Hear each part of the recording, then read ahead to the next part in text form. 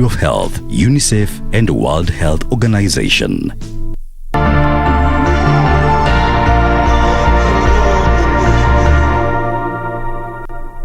My name is Mohamud Ahmed Mohamud, the CEO of Kenya Deposit Insurance Corporation, popularly known as KDIC. KDIC encourages the depositors to continue doing business with licensed and regulated commercial banks and microfinance institutions. As part of the corporation's public awareness campaign, KDIC, in conjunction with its membership, the banks and the microfinance institution, recently developed KDIC stickers to be displayed in all the banking halls. Be sure to look out for KDIC stickers whenever you visit your bank. KDIC, protecting your deposits.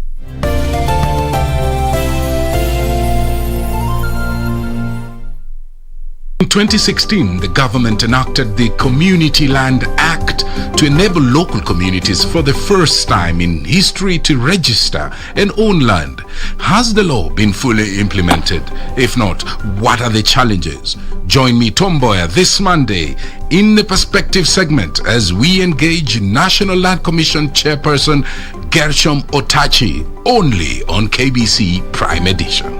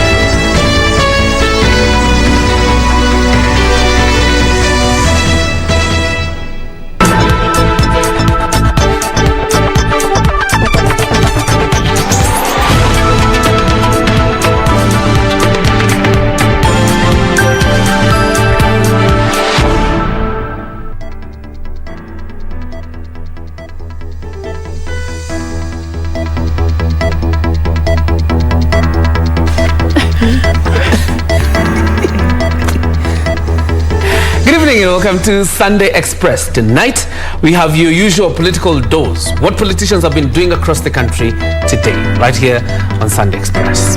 A lot has been happening indeed. It has been a tight, packed weekend. Matters Politics making a comprehensive bulletin tonight, including a conversation that you're going to be having. The government has just launched the second polio vaccination exercise. A lot is happening in this country concerning our journey to kick out polio, and we'll be discussing that, plus how important this particular exercise is and what you can do. What is your role as a parent, because you're having concerns about some parents still having reservations about this particular vaccine. So we'll be discussing what it means and, you know, what will be happening around you if you live in Nairobi or any other counties that are listed as the high-risk counties in this particular bulletin. All right, quite interesting. And that interview will be coming up later in the course of this bulletin. But for now, let's begin with the highlights.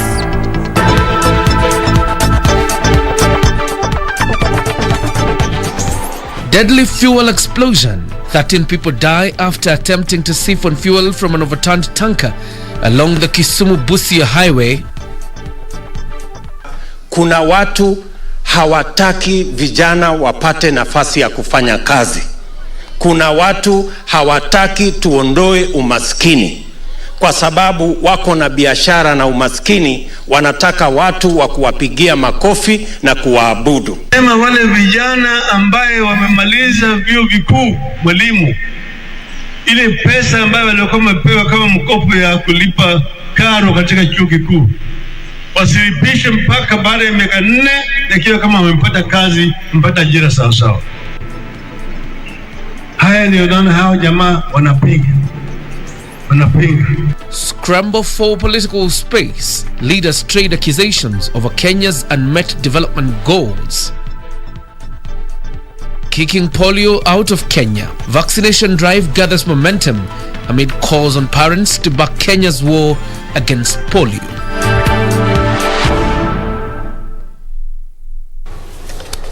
And that is how we kickstart Sunday Express tonight. My name is Serfine Achieng Ouma, and our sign language interpreter tonight is Byron Abuli. And my name is John Jacob Kioria. Welcome to the bulletin. And we start the bulletin on a rather sad note. At least 13 people have died and 24 others are nursing serious injuries after a fuel tanker overturned and burst into flames in Malanga along the Kisumu-Busia highway. Those injured were rushed to the Yala Sub-County Hospital and later referred to Siaya County Referral Hospital. Achola Simon with details of Kenya's latest deadly fuel tanker tragedy. This is what remains of a fuel tanker that was ferrying fuel from Kisumu to Uganda last evening. Perhaps a clear picture of the devastating effect it has had on Malanga village situated along the Kisumu-Busia highway.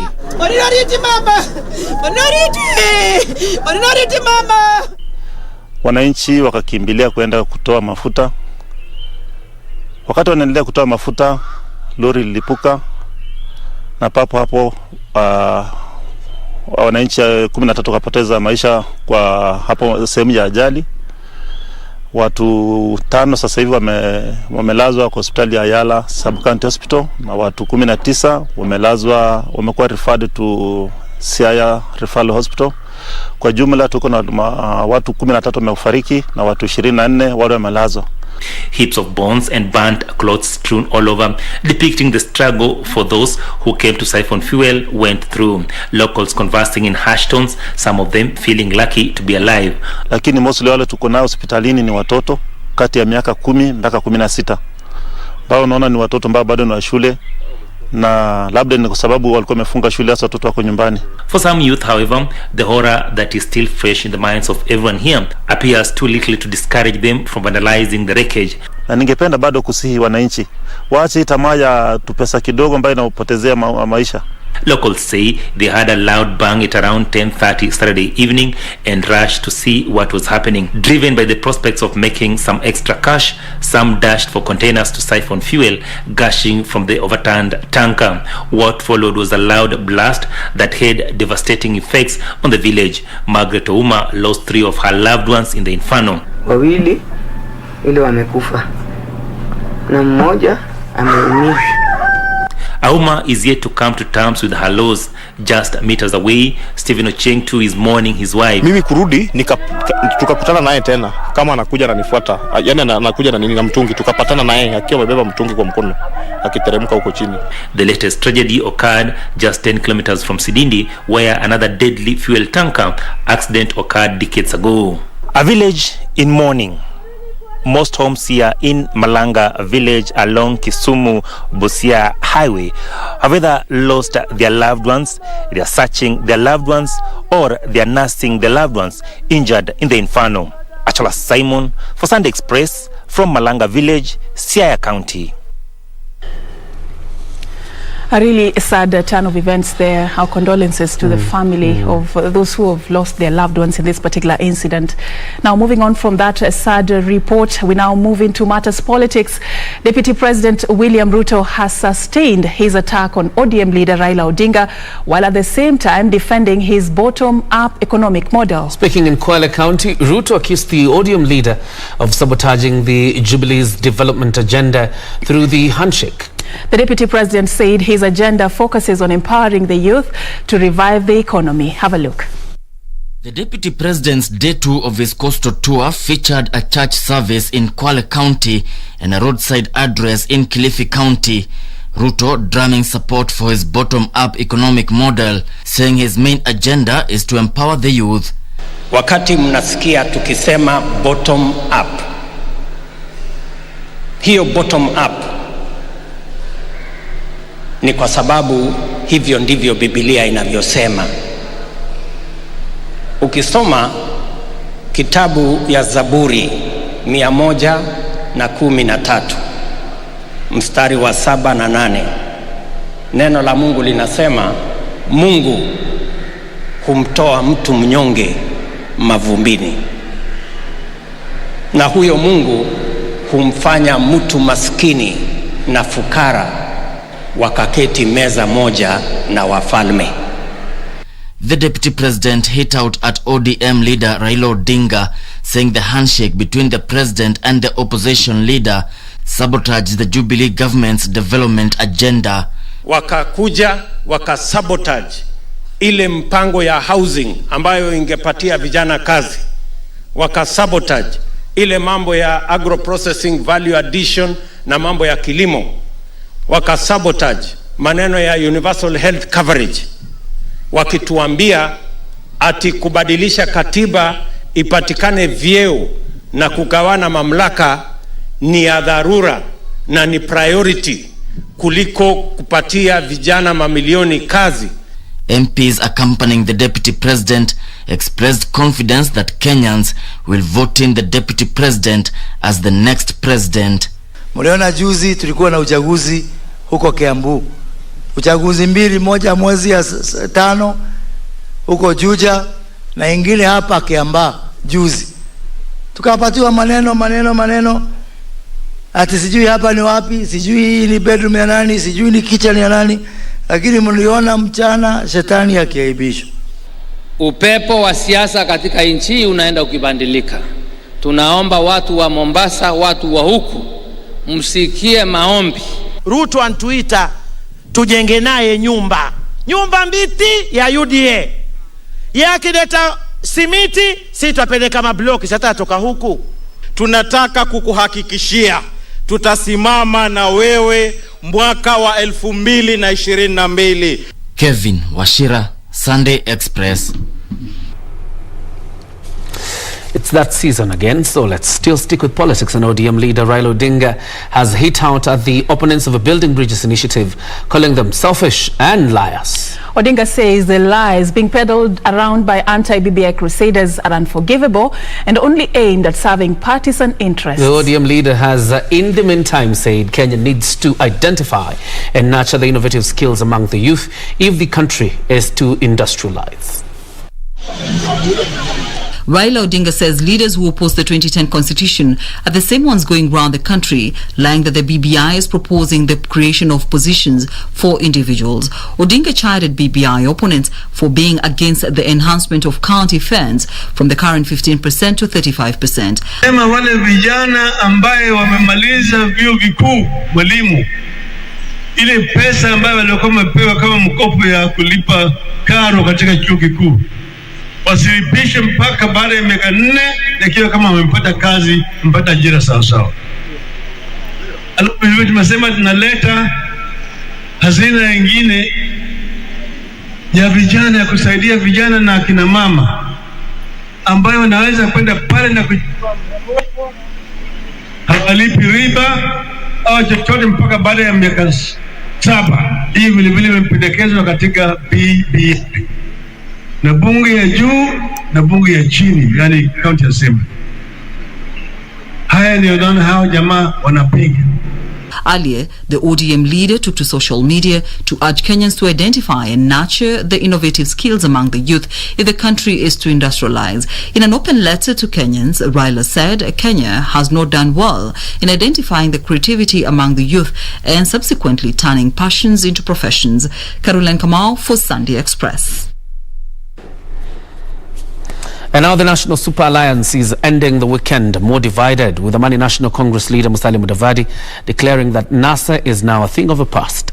Mudavadi, who has spent the better part of the weekend quoting the Mount Kenya region, says it is time to forge new political partnerships. Jackie Wambiru has the details. The marriage of political convenience has been on the rocks for close to 3 years now.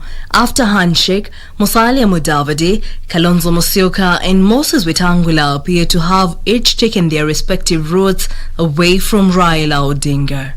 Mudavadi now says NASA is dead. To some, it would seem that Musalia Mudavadi's remarks had been a long time coming for a man keen on forging a political path to an elusive presidential ambition. NASA is the past. NASA is history.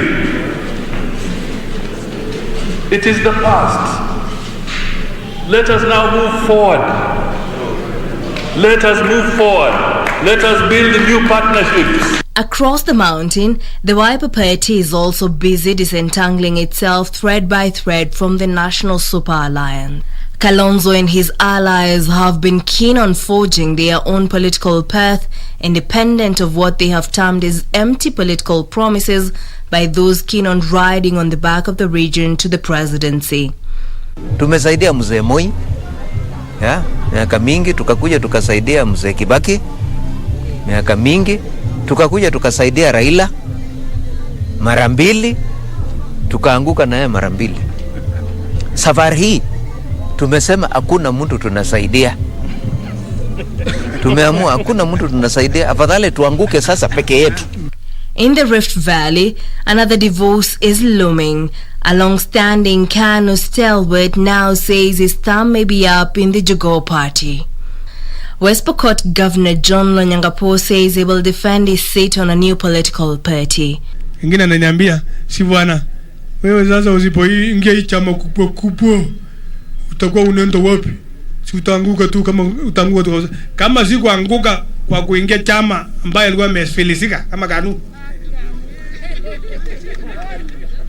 Na nikafufua mpaka ikawa chama. Endelea. Alafu sasa nimekuja na ile iko na address hapa mahali mimi nalala. Reporting for Sunday Express, I'm Jackie Wambiru. Still staying with matters politics, a storm is brewing inside President Uhuru Kenyatta's Jubilee Party ahead of a crisis meeting he has convened next week. At the heart of the infighting is the management of the just concluded by-elections in Kiambaa, where Jubilee candidate Kariri Njama lost to UDA's Njuguna Wanjiku, with members of parliament in Jubilee pushing for the ouster of Secretary General Raphael Tuju and Vice Chair David Muradhi. John Njuguna Wanjiku, the MP-elect for Kiambaa constituency. Smarting from multiple losses in recent by-elections, the recent one being the Kiambaa parliamentary by-election in President Uhuru Kenyatta's backyard, the president, who is the Jubilee Party leader, has convened a crisis meeting next week that could see the exit of some of its officials. The president is reportedly unhappy with the management of the campaigns in Kiambaa. Limuru MP Peter Mwadhi, who was the chair of the campaigns in Kiambaa, and Kiambu Governor James Nyoro could be the subject of the president's tongue lashing when the meeting is convened. In the crosshairs of angry members also are Jubilee Secretary General Raphael Tuju, Party Chairman Nelson Zuya, and his deputy David Muradhi. According to Kieni MP Kanini Kega, the party's executive committee and the management committee need an overhaul to give the party fresh impetus. We have to make some decisions, hard decisions, and some of the hard decisions is to ask some of the officials of Jubilee to pave way for other fresh leaders to take part, in the destruction of the party, and they know themselves. Baada ya kuwashinda Kiambaa, wameanza kufukuzana wenyewe. Yani wametufukuza, wamemaliza watu wa kufukuza, wamekosa mwingine, sasa wanafukuzana wenyewe. I'm putting my party Jubilee on notice. That nikiona hii merikabu yenu inaenda kuanguka, watu yangu ya Laikipia wameniambia mama kuwa mwanamke mwelevu, usikubali tuingie ndani ya bahari zote. Sources revealing to KBC TV that the president is disappointed with the result despite according the team in Kiambaa the resources they needed to deliver victory. Jubilee is not well, is sick. Some of the key organs of the body of that party, Jubilee, are not functional. But the arrogance of Muradhi and Tuju split the party a long time ago. And of course the president abandoned the party. Kiambu Governor James Nyoro has also been criticized by members in the party over the losses in Juja and Kiambaa constituencies. The latest being his political advisor Bishop David Kariuki Ngari, who has accused his boss of being a lone ranger while allegedly bungling the campaigns. Governor and the people that are working with you, you are also let down because you want to work alone. Unataka kufanya kazi peke yako. Sasa unamwangusha president na unatuangusha sisi zote. But is the outcome in Kiambaa and Juja an indication of President Uhuru Kenyatta's winning support in the Mount Kenya region? He still has about 49%. So they are evenly split. In fact, if you ask me, the person who would be worried more would be William Ruto, because Uhuru is not running for president in 2022.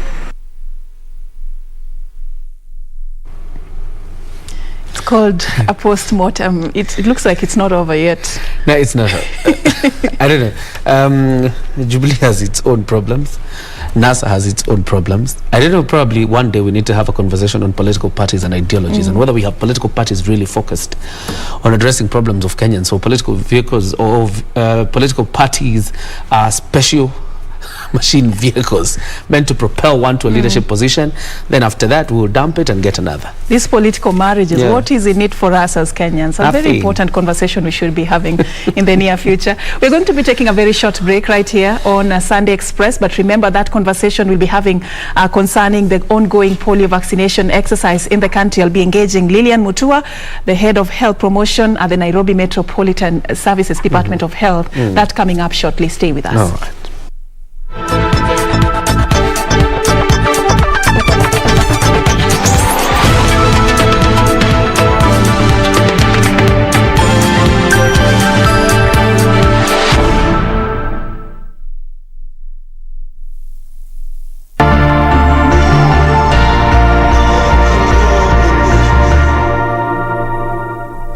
My name is Mohamud Ahmed Mohamud, the CEO of Kenya Deposit Insurance Corporation, popularly known as KDIC. KDIC encourages the depositors to continue doing business with licensed and regulated commercial banks and microfinance institutions. As part of the corporation's public awareness campaign, KDIC, in conjunction with its membership, the banks and the microfinance institution, recently developed KDIC stickers to be displayed in all the banking halls. Be sure to look out for KDIC stickers whenever you visit your bank. KDIC, protecting your deposits.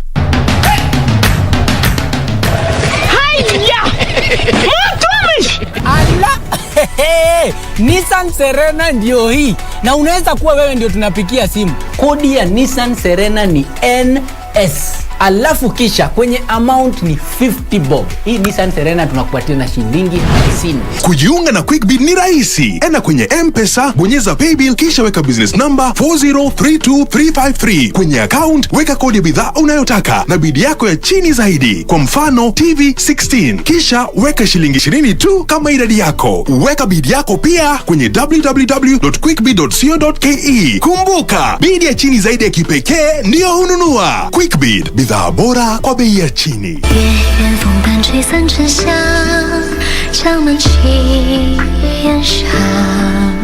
Did your men sneak something in?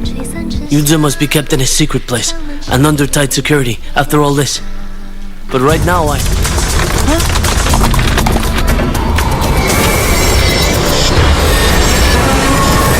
that you're not only my wife, but you are also Princess Qin. If I didn't drain the poison from his blood, he would be dead. That's utter nonsense. Guards, take them out and kill them right now.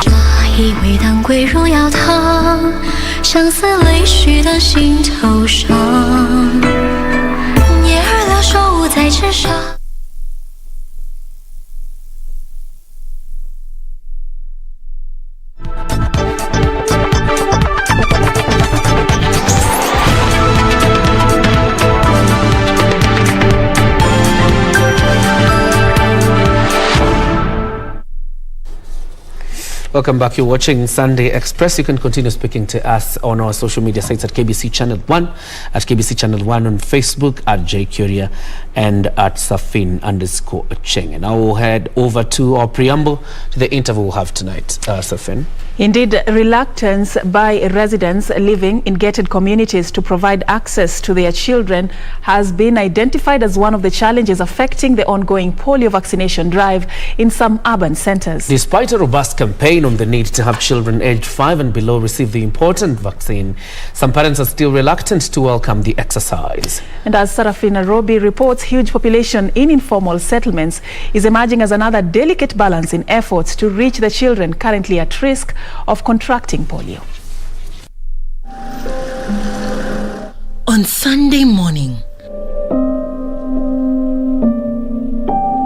accompanied by health workers, we drive into the crowded deep-sea settlements in Westlands, Nairobi.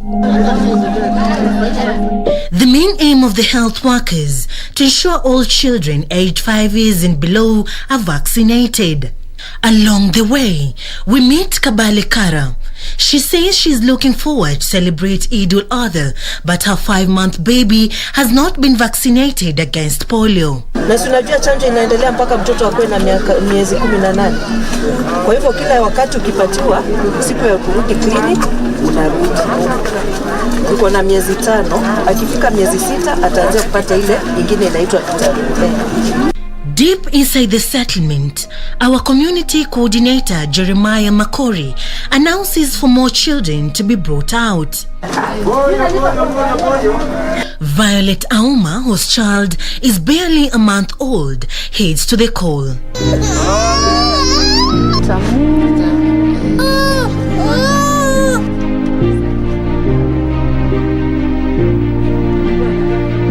According to statistics, these are the targeted numbers in 17 sub-counties in Nairobi County, totaling to 965,243. The exercise is highly advised after one case of polio was reported at the Dadaab camp in February. In February, we got one polio identified case, a child who was in Dadaab camp, and that is in northeastern. And this child already had developed the paralysis. When we tested the sewer lines in Garissa, we also found that there was the polio virus. The exercise, which is in its second phase, has come with a myriad of challenges. These gated communities, sometimes they refuse to open the door. Sometimes when you mark, they just come and laugh. Because sometimes you can take an hour before you enter in one house. When you enter in one house, you meet there is only one child. Currently, there is no cure for polio, but it can be prevented through immunization. As you know, earlier in the past, Kenya had been certified to be polio-free of type 2 of the polio virus. But now we have identified it within our nation. So the vaccine we are giving now is not the one that we are giving in the clinic. This is for type 2, which we have not been giving in our clinic. According to the World Health Organization, more than 18 million people are able to walk today thanks to the launch of the global polio eradication drive. Well, as the health workers continue with the second round of the polio vaccine, they target to vaccinate over 900,000 children in Nairobi County, with the second exercise expected to be completed on the 21st of July. For Sunday Express from Deep Sea in Westlands, Nairobi, I'm Serfine Robbie. That story by Serfine Robbie sets the pace for our conversation tonight as we focus on polio, and we're just going to be basing this on the ongoing exercise, the second round of the polio vaccination exercise in the country.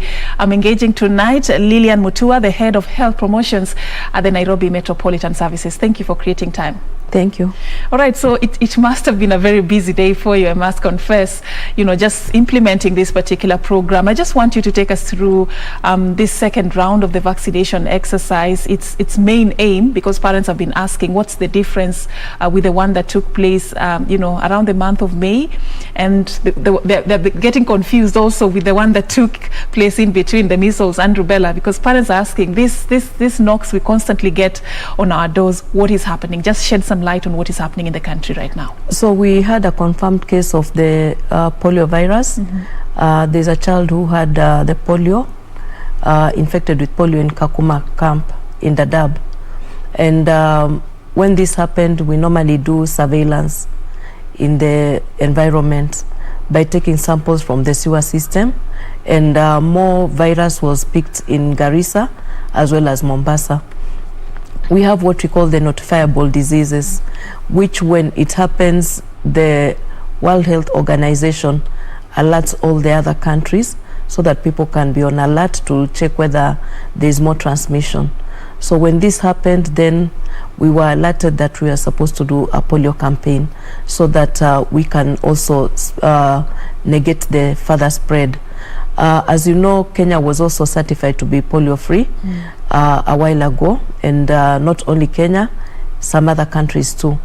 But when this child who was in Dadaab got the polio attack, we found that the strain that this child had was type 2. So we normally have 3 types of the poliovirus. That's type 1, type 2, and type 3.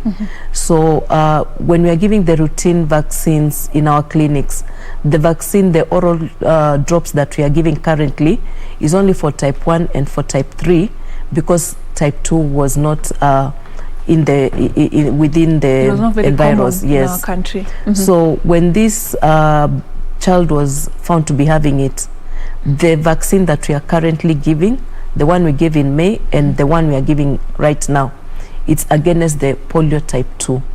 So even if your child got the vaccine, the oral drops, maybe a day ago, a week ago, or is still going to get tomorrow or the day after, they still need to get this one, because the one that is in the routine is type 1 and type 3, and this one is specifically type 2. For type 2. And when this vaccine is being given, there is a special sanction. We order for the type 2 under very strict restrictions that we only give during this time of the campaign. After this, we do not give it again. So it is not possible for a parent to get this at the health facilities maybe after this exercise is concluded? No. Okay. Yes. Okay. There are certain counties that were listed actually even in the first round as high-risk counties. Are they the same areas that are targeted for this second round, or? So during the round 1, the ones that were targeted are the high-risk counties. That's towards the northeastern, the coastal, and then Nairobi, Kajiado, and Kiambu, and Machakos. Nairobi is very peculiar because whatever happens in the rest of the country is also triggered to happen in Nairobi. And there's a lot of inter-county activities, inter-country, across the border, and even internationally, because we know Nairobi is a transit hub. So when these campaigns happen, Nairobi must be also carrying the same. And then we have a very big population that either works in Nairobi, Kiambu, Machakos, or Kajiado, or they live in the environal counties and they come to work in Nairobi. So for Nairobi, Kiambu, Kajiado, and Machakos, they're also included as high risk. When we look at the transit vehicles that come from the northeastern and from coast, where this isolated virus was found, the one for the polio, we find there's so many people traveling in and out of Nairobi to the northeastern and to the coast. So we have to do the campaign. Okay. All right, so I'm a little bit concerned about something you've told me about the case that was reported in Dadaab refugee camp. This, I believe, should have been around the month of February. Yes.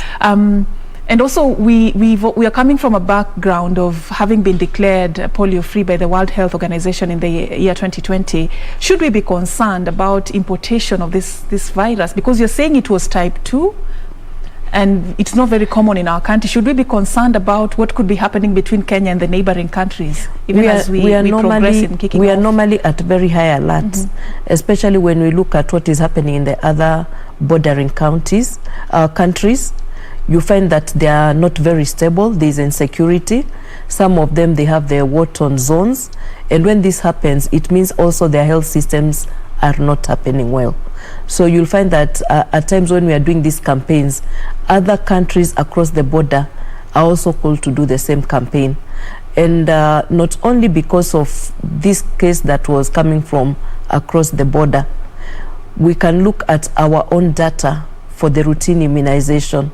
Since the COVID pandemic came in, there was a bit of instability in access to services, because most of the parents who are getting children were afraid to bring their children back to the facility for immunization, because they thought that each and every other facility maybe has patients who are having COVID. So when we look at our data, we find that the immunization coverage for the routine vaccines has gone down.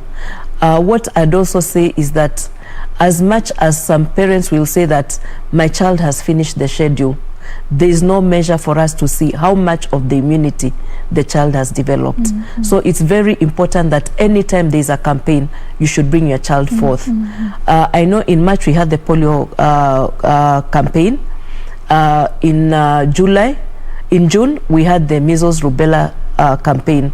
Normally for the measles rubella we do it every 4 to 5 years, because we have noticed that apart from the children getting the measles jab, there's a percentage, around 20%, who do not seroconvert to get the immunity to measles. So when we look at the backlog, like if each year we are having a percentage of children who have not gotten the right immunity for measles. So it has to be redone. Like we'll have a backlog of a number of children. So we have to make sure that we give another immunization as a booster dose, just to make the children secure. If we do not look at the campaigns as something that is very good for the children, then it means that if your child is immunized and they have not developed full immunity against one of the diseases that we are preventing, if there was an outbreak or a flare-up in one of the sites, then your child would easily get that. All right, Lillian, the exercise began on 17th. This one is supposed to go all the way till the 21st. I want you to talk to me about the target. The initial one targeted around over 3 million children. Yes. Talk to me about what you hope to achieve. And today was a very busy day for you. I believe the entire week is going to be a busy one for you. What are some of the challenges or, issues that you're facing on the ground that you'd like parents to be aware about tonight? So like in Nairobi, we are targeting almost 243 children in Nairobi only.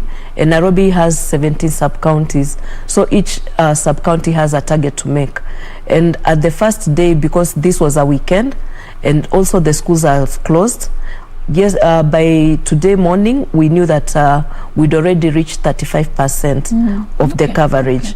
And it calls for... Is that a good progress from where you sit? It is a weekend, and normally weekends we target to have many children. The same as on Sundays, we target the churches, the religious institutions. Normally, you'll find that campaigns start maybe on Wednesday or Saturday, and there's that weekend time when we think parents are at home, and we'll get more buy-in from the parents because they're at home. So with this week, we even think the 20th being a public holiday, we also are hoping that more parents will also embrace the same and bring forth their children. Areas where the service providers have already gone through, we hope that if you did not give your child to get the vaccine, kindly just drop into the next health facility, whether faith-based, public or private, and they'll be given the same. All right. Lillian, what are some of the hiccups you're facing, just so that parents can know their role in all this? Initially, in the previous campaigns, we've seen reports, unfortunate reports of parents not presenting their children for vaccination, citing, I don't know, religious, principles and all that. Are you facing such issues? And what can be done to make your work easy as you visit these homes? Currently, let's say for Nairobi, it's not been very easy with the gated communities, because you have to knock, wait, make a lot of calls, wait for the parents also to consult with their pediatrician. At times the security personnel at the gates will tell you that the owners have said that you should not go in, and when you're asking whether there are any children who are below 5 years, they are not ready to give because they feel this is personal information.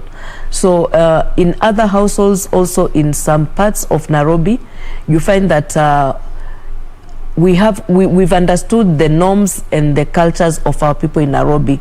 There are quarters where you'll find that even if you went at 11, people are not yet up because the mothers and the babies are sleeping.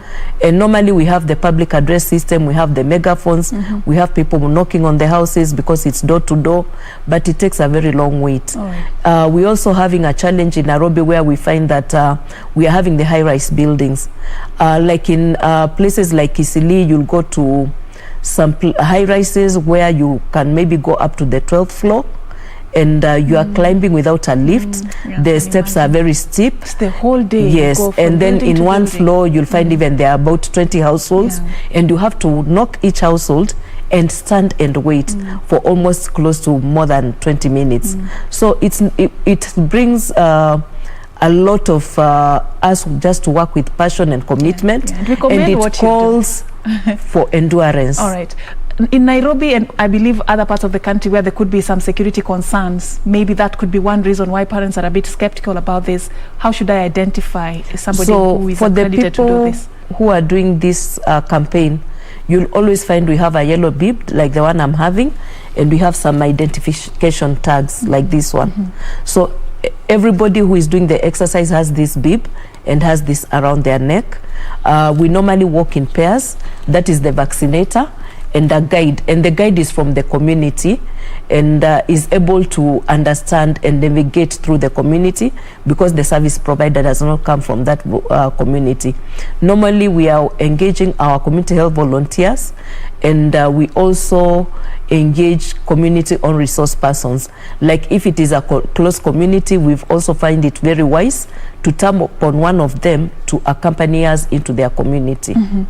As we're about to wrap up this conversation, I just want us to understand the significance of this particular vaccine for parents who are watching tonight and they are not really sure or they are not convinced. I know some have been empowered and they've been enlightened on this, but others still want to understand more.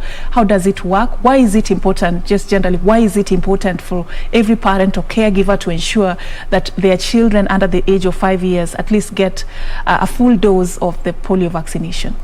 It's human that every parent will be very sensitive with what happens to their young one. Remember, a child who is 5 years and below cannot express themselves, cannot talk, cannot ask questions.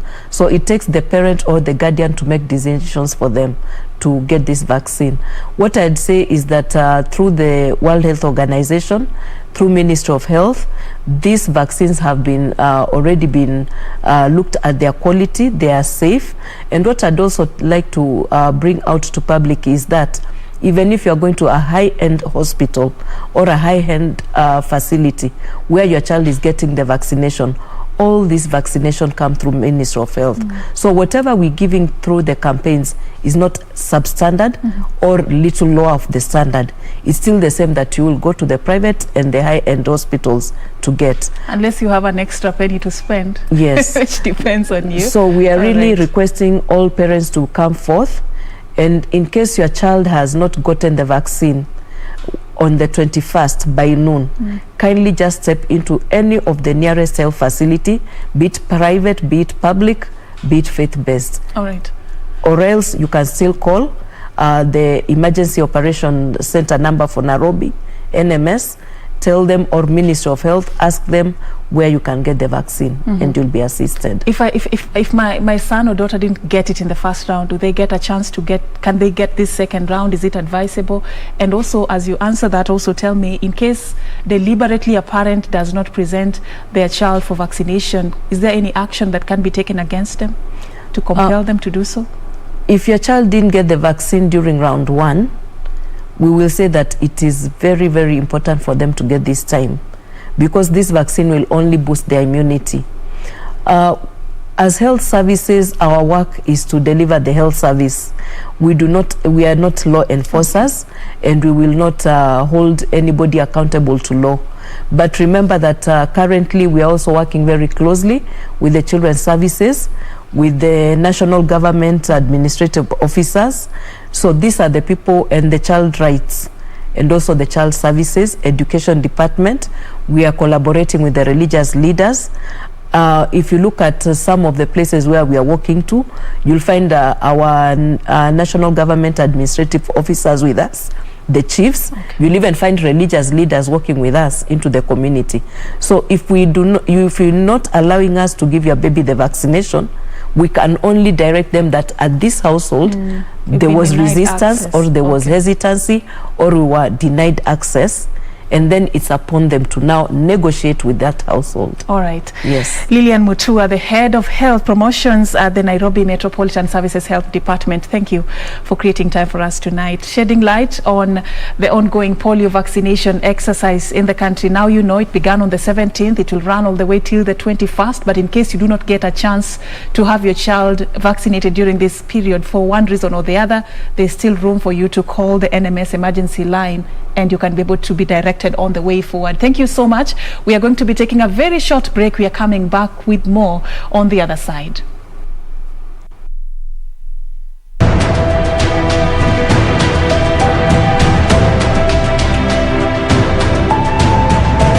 This is going to be a question of teamwork, and I am going to encourage that teamwork. I am going to encourage contribution.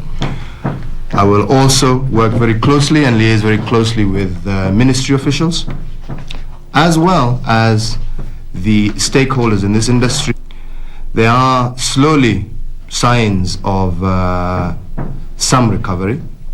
But I don't think we can say we're going to rest on our laurels as a result of that. What we need to do is to be able to continue with the campaign, or let's say aggressive marketing.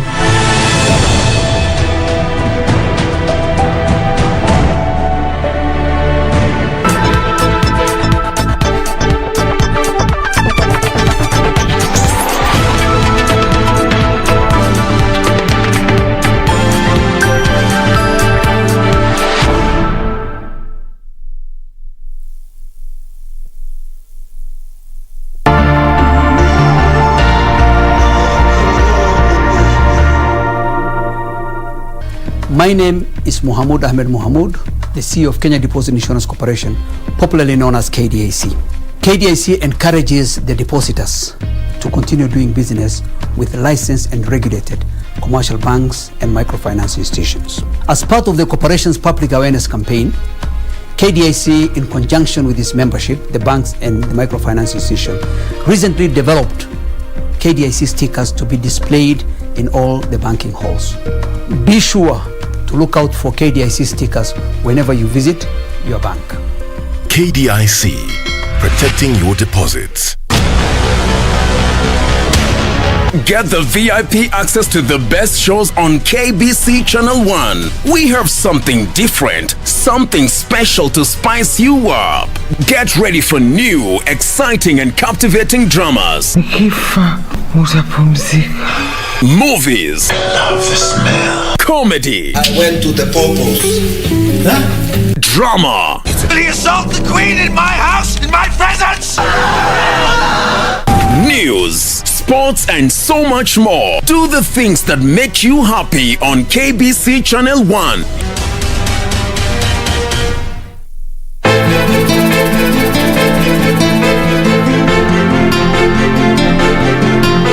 Safari, kama hauna usingizi, jiokote uende ukautembele mbele.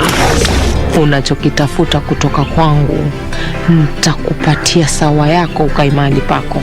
Wewe kama wataka watafute kwenye vyumba vyao huko, mimi sijapangisha mtu hapa. Kwani nakufanya nini, mbona unijibu hivi? Wewe ulifanya kuja hapa, mimi nilizaliwa hapa. Mimi ndo first born katika hii nyumba. Sitakubali mtu yeyote aingilie katika mipango yangu. Kwa hivyo chunga sana unapokanyaga.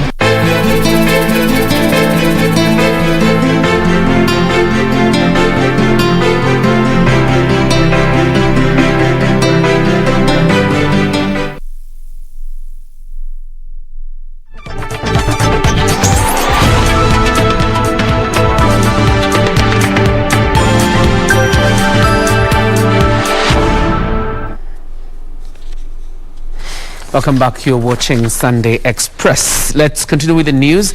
A National Assembly Speaker, Justin Muturi, has faulted the Chief Justice, Martha Koome, for barring judicial officers from appearing before the oversight committees of Parliament, saying the judiciary cannot be exempted from the oversight role of Parliament.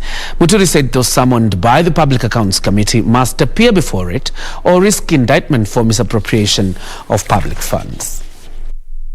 A week ago, the Chief Justice Martha Koome had criticized the two houses of Parliament over what she terms as harassment through frequent summons that were overlapping issues raised by the committee. The Public Investment Committee and the Public Accounts Committee had raised queries over the judiciary's accounts. National Assembly Speaker Justin Muturi now terming the CJ's position as misguided. Parliaments the world over have a constitutional mandate to oversight all arms of government.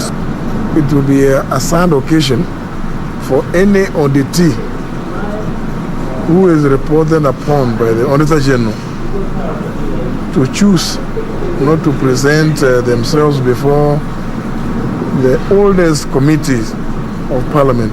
Muturi says the move by the Chief Justice to bar Judiciary Chief Registrar Anna Madi from appearing before the Public Accounts Committee to explain why the judiciary has failed to hire a finance director for 7 years could lead to an indictment for misuse of judiciary's budgetary allocation. Parliament will be at liberty to, among others, even withhold funding to any auditee that persistently shows that they don't want to be accountable for the expenditure of public resources. Muturi spoke on the sidelines of the 80th Commonwealth Parliamentary Association executive meeting, where African parliaments resolved to push for legislation to strengthen the association. We cannot continue in the situation where the CPA continues to be registered as a charity in the UK, with all the attendant problems that bedevil the dissolution of a charity in the UK, among them being the distribution of the assets of a charity. We want to look at African parliaments post-COVID-19, if it will be over. If it will not be over, then what are some of the emerging issues as a result of COVID-19? For Sunday Express, I'm Gladys Mongai. In 2016, the government enacted the Community Land Act to enable local communities for the first time in history to register and own land. Has the law been fully implemented? If not, what are the challenges? Join me, Tom Boyer, this Monday in the Perspective segment as we engage National Land Commission Chairperson Gershom Otachi, only on KBC Prime Edition.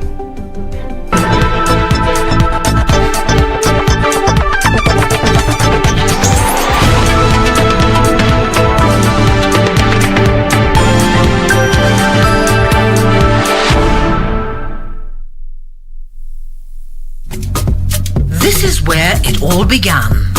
As the mother of broadcasting in Kenya, you can trust KBC to bring you authentic news and programs to your living room. As KBC, we take pride in our unrivaled heritage as Kenya's trusted national broadcaster. Commanding over 92% digital television signal coverage of our country, 23 radio services that cut across our entire language spectrum,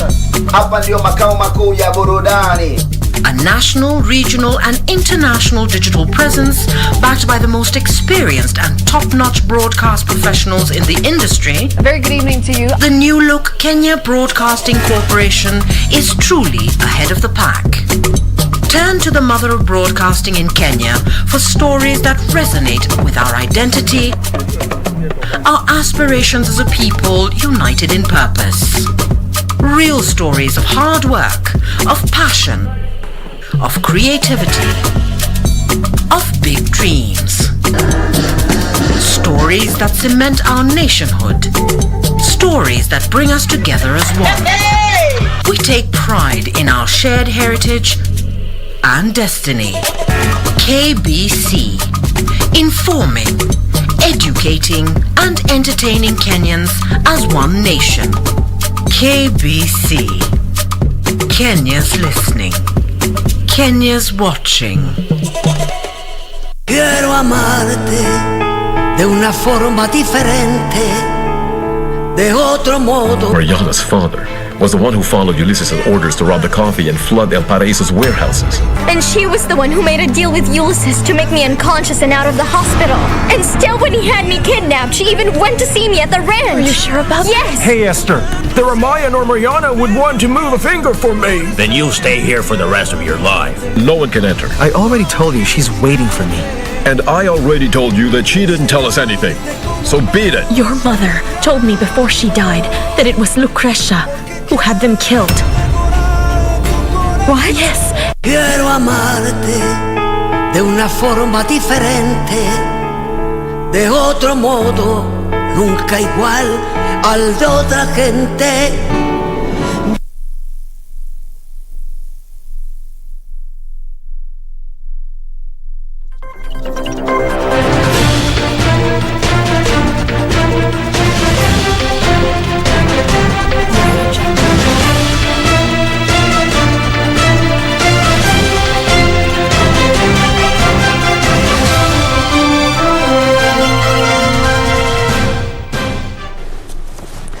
They say work without play makes Jack a dull boy. It's time for us to get into sports.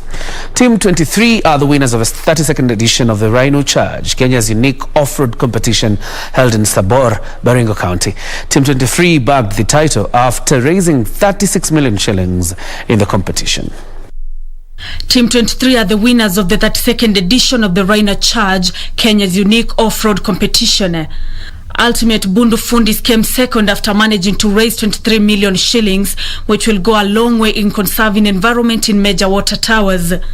The competition, which involves use of special-made off-road vehicles so as to tackle rugged terrains, also gives opportunity to competitors to raise money for conservation. 140 million shillings was raised in the event, while 5 million shillings will be handed over to the community which hosted the event. And the biggest thanks goes to the conservationists. Thank you very much. Because what you're doing, the most important thing for us is that you're not doing it for yourselves, but you're doing it for the next generation, which is going to come. Conserving so that they too, the generation which will come, can see and feel what we have seen. I've also been informed that well over Kenya shillings 1.6 billion has been raised through these activities. And because of these funds, conservation activities in Kenya have been taken to the next notch. Elsewhere, powerlifter Helen Wawira Kariuki will join the Kenya Paralympics bubble camp tomorrow. Wawira makes history as being the first lady powerlifter to represent the country in the Paralympic Games. Wawira was once ranked second in the world in her 41 kg category. Asia Mohammed, who has also made history for being the first lady para-rower to the Games, has embarked on her training in Mombasa.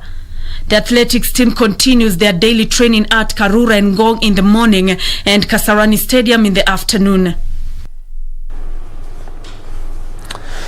Now, the national boxing team hit squad left the country Sunday evening ahead of the Olympic Games in Tokyo, Japan. The Kenyan quartet, Nick Okoth, Elia Joey, Christine Ongare and Elizabeth Akinyi have been camping at Kasarani Stadium ahead of their departure to Tokyo. Boxing team has been camping at Kasarani Stadium under the watchful eye of Musa Benjamin and Dev Munuhe in preparation for Tokyo Olympic Games.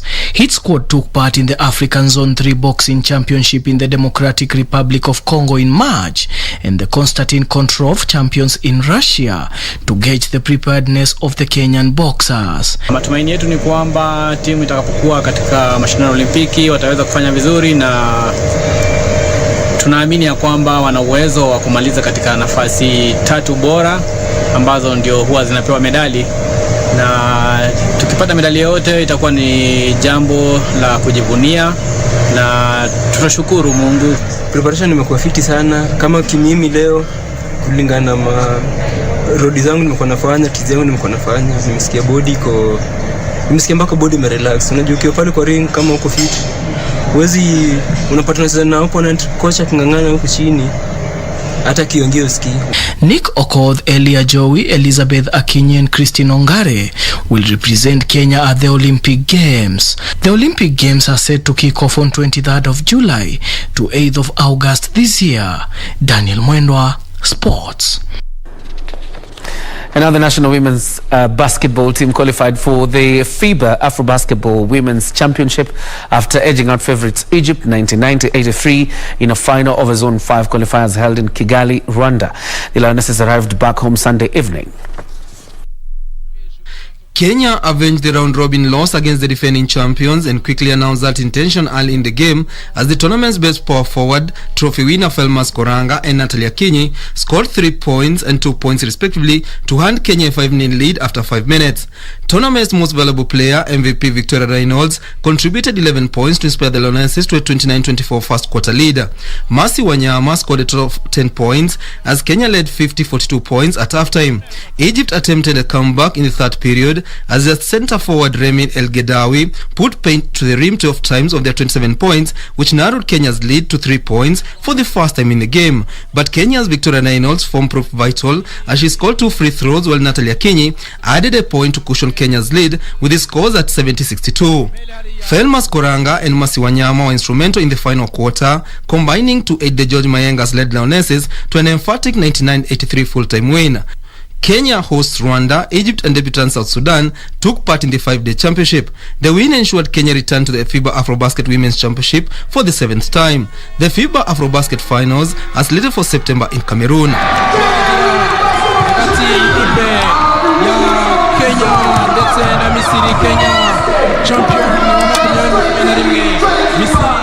We just scouted, we watched film, we adjusted, made the changes that we need to make, came out stronger, and we knew that we could beat them, so we just stayed true to ourselves, played the game, and we were successful. It's all about persistence. We never gave up from the word go.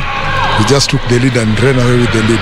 One more time, Kenya! Women basketball! And Egyptian heavyweights Al Ahly beat Kaizer Chiefs 3-0 in Morocco to become the first side in history to be crowned African champions 10 times. Meanwhile, Al Ahly coach Pitso Mosimane moves on to an impressive 3 Champions League titles. Home forward Mohamed Sharif scored 1 and made 1 as Al Ahly, following a relatively even opening, took full advantage after Chiefs Happy Mashiane was dismissed shortly before the break. The Cairo side swiftly profited in the second half, first through Mohamed Sharif with a fine chip, then Mohamed Ashfa Magadi before Amir El Solai cracked home Sharif's clever backheel. Taher, it's the ball out as a chance, Al Ahly looking for goal number 2! Oh, how about that? It's an absolute beauty of a goal. Sheriff once again. Oh, it's beautifully set out. It's another goal. That is absolute class. Al Ahly's tally of 10 African crowns is now double that of their nearest challengers, with city rivals Zamalek and TP Mazembe both tied on 5 apiece. Al Ahly coach Pitso Mosimane moves on to an impressive 3 Champions League titles, with the Egyptians defending the trophy they won last year, while his initial and arguably greatest victory came with Mamelodi Sundowns in 2016. And finally, the Milwaukee Bucks moved to within 1 game of their first NBA title since 1971 with a 123-119 win over the Phoenix Suns. The Bucks now lead the best of 7 series 3-2 and can seal the title at home in Game 6. Giannis Antetokounmpo had 32 points and 9 rebounds, while Chris Middleton added 29 points and 7 rebounds. The Milwaukee Bucks moved to within 1 game of their first NBA title since 1971, with a 123-119 win over Phoenix Suns. Ru Holiday had 27 points and 13 assists, and also made a key steal of David Booker's late in the 4th quarter as Phoenix tried to stage a late comeback. Booker hit 40 points for the second straight game, and for the 4th time in his postseason campaign. Chris Paul, who finished with 21 points and 11 assists, cut the lead to 1 point at 120-119 with 56.6 seconds remaining. But Holiday still led to a dunk for Antetokounmpo with 13.5 seconds left. Although he missed the resulting free throw, Milwaukee regained possession and Phoenix fouled Middleton, who scored 1 of his 2 shots, to make it a 2-possession game with 9.8 seconds to go. We kept playing hard, especially that group that came back to the game. They kept moving the ball, they kept getting open shots. They were knocking it down too, so they played great. They played great in that stretch. The Bucks now lead the best of 7 series 3-2 and can steal the title at home in Game 6.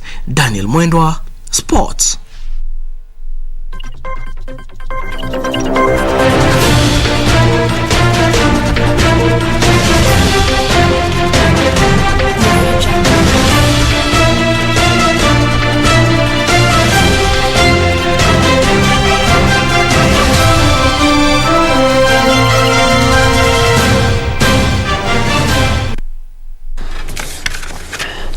Well, it's time for us to wind up, and I love the moment when our director, John Muheka, says Mujichoche, but be brief. We need to be brief indeed. Thank you for watching. We appreciate Dawa ya Corona. That's how you call yourself on social media. Watching from Kitale, Brian Dan from Karen. Marin Manyonge from Kitale, and of course Ibrahim Mwenda also watching. We appreciate your time, and our correspondent Kioko from Thika, we appreciate your time as well. Mary Atieno was talking about the interview we just had you say. You were asking that question about whether if your child is beyond 5 years, they could still get vaccinated. I believe that was answered during the interview. There was also one, Rosa Nyango from Karen.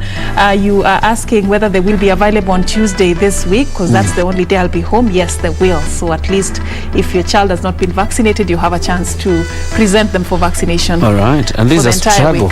The struggle we've had for quite a long time. Imagine still, my days back in primary school, we're still kicking polio out of Kenya, and we're still doing so. It probably means we need to escalate the efforts and ensure that everybody is vaccinated, and a child is kept safe, so that they can enjoy their childhood and their life thereafter. Yeah, true. Like but even Lillian was saying, COVID-19 also has proven to be a big challenge, negating the progress we had made. We've made progress. At least let's give credit where it's due. But issues like COVID-19 creating fears among parents, who are not really comfortable taking their children to hospital at this particular time. She was saying has really proven to be a challenge in the progress that they had made in these immunization campaigns. Yeah. That was that viewer called Dawa ya Corona. Dawa ya Corona, we are looking for you. But thank you for watching. We appreciate each and every one of you. We'll be doing this again on Wednesday. Do join us for that on Prime Edition. My name is Serfine Achieng Ouma, and our sign language interpreter has been Byron. My name is John Jacob Kioria. Enjoy your night. God bless you.